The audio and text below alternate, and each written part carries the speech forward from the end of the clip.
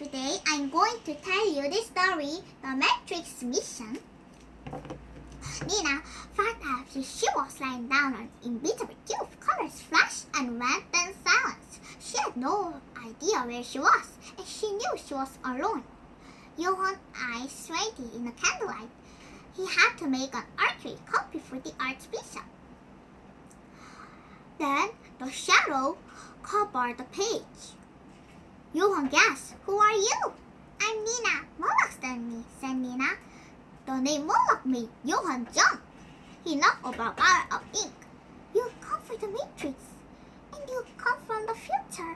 You look different from us." "Come on," said Johan. "We have no time to lose." Johan and Nina went out of chapel building, and Nina saw grapevines to a dusty road. They were in a dusty barn, and Johan beckoned her inside.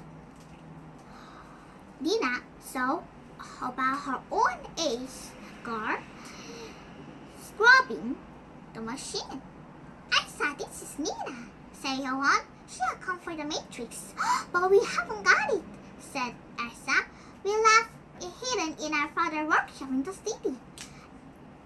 Nina held out her hands. "Please slow down," she said. "First tell me where I am." "It is 1411 of the City of Mines." "But the city gates are locked," said Elsa. "No one is allowed to go in or out." Nina was puzzled. "Why?" she said. "But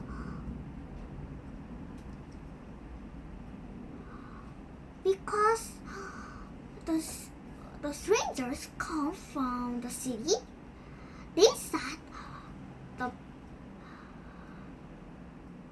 plague or Black Death was arriving in the city, and the bridge was guarded and city gates are locked. But we have to go to the city and get the Matrix." "It's impossible," said Johan. "I have an idea," said Elsa. Elsa made a ladder, and she held out a clay and put it on the ladder. The letter of the Archbishop giving us permission to go into the city," she said. Elsa gave Nina some clothes to wear. "You need to look like a servant," she said. And they arrived at the city. It was so peaceful and quiet. There was a water wheel. They turned slowly. Elsa gripped Johan's arm. "I wait here at the mill," she said. "You get the Matrix, and when in the midnight, when you didn't come to the mill, I get hurt. Go on," said Elsa. They went to the city, but the strange man guarded them. Nina was so cold. She shook with fear. "What is your business?" the man said. "We came in order for the Archbishop," said Johan. "The Archbishop?" The man looked at them suspiciously. "What does he want?" said Nina. "He wishes us to fetch an important book from the cathedral." "At your own risk," said the man. "There's a plague in this city." Johan and Nina ran. They ran and arrived at the Archbishop, and going into the door, and there is a two huge keyholes, and Johan had 2 keys and opened the door. It was dark inside the Archbishop. "My father made coins here," said Johan.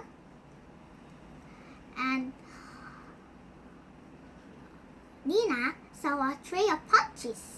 but it is not a matrix. Wait a second.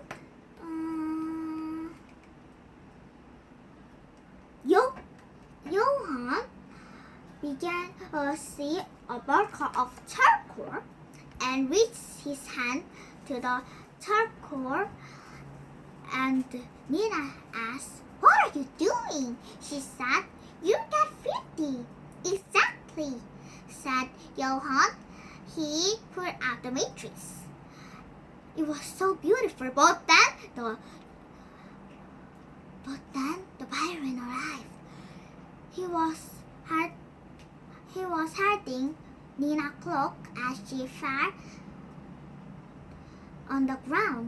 "Without the matrix, the Time Guardians will be lost," he hissed. Then he slowly held down his hand. "Give." Nina held out the tray of punches and gave it to the Byron.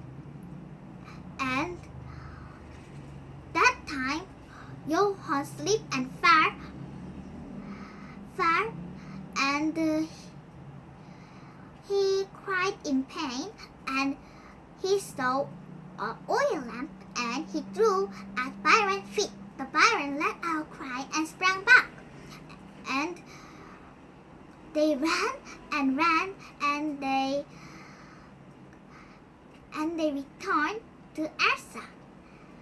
"You made it," said Elsa, and the door opened. The mission was over. Nina grabbed the matrix and went through the door. "Take good care of the matrix." As Johann turned, Nina noticed a print of the matrix. "You found in the workshop, and you made a print of the matrix when you found it in the workshop." Nina giggled. "A print," said Johann. "There's an idea, but Nina has vanished." I hope you enjoyed this story, The Matrix Mission. I come